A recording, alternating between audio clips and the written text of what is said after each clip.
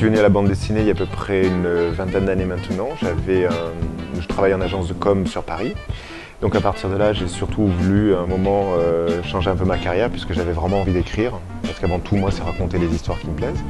Je m'étais mis un petit peu à dessiner d'un côté et aussi surtout commencer à écrire un roman parce que l'envie d'écrire un roman.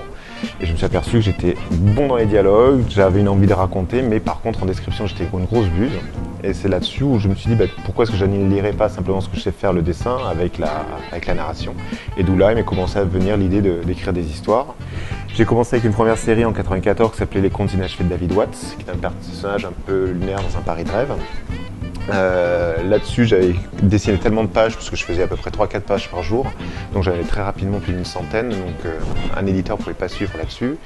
Et c'était un éditeur parisien qui m'avait dit pourquoi tu t'auto-édites pas? Et de là est née l'aventure de la Comédie Illustrée, donc c'était une structure éditoriale en même temps que l'association, où on était à peu près 5-6 dessinateurs, avec Jean-Philippe Perrault notamment.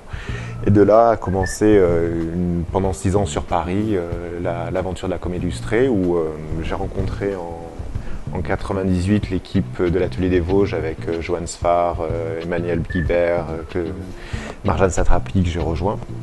Pour ensuite, en 99, avec la naissance de ma fille, déménager pour Tours, parce que j'avais envie de changer un petit peu d'air.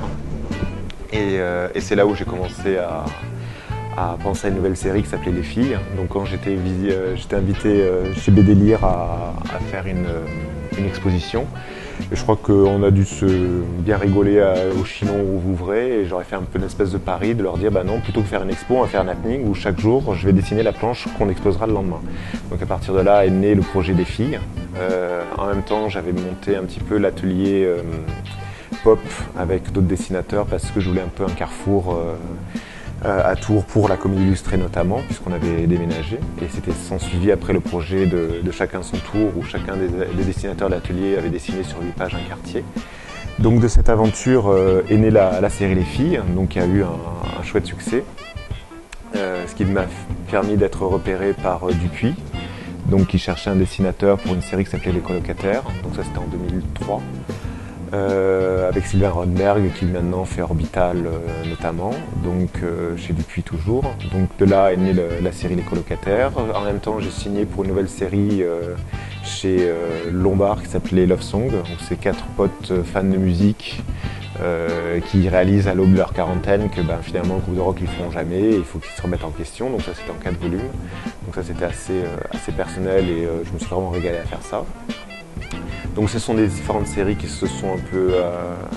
qui ont fini assez récemment, et donc sur lesquelles j'ai enchaîné avec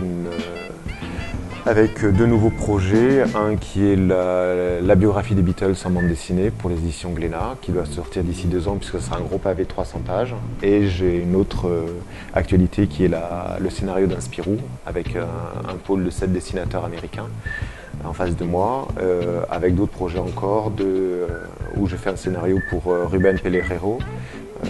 Donc ça, on va encore voir l'éditeur, et toujours plein de trucs sur le feu, et maintenant l'aventure au sein de cet atelier.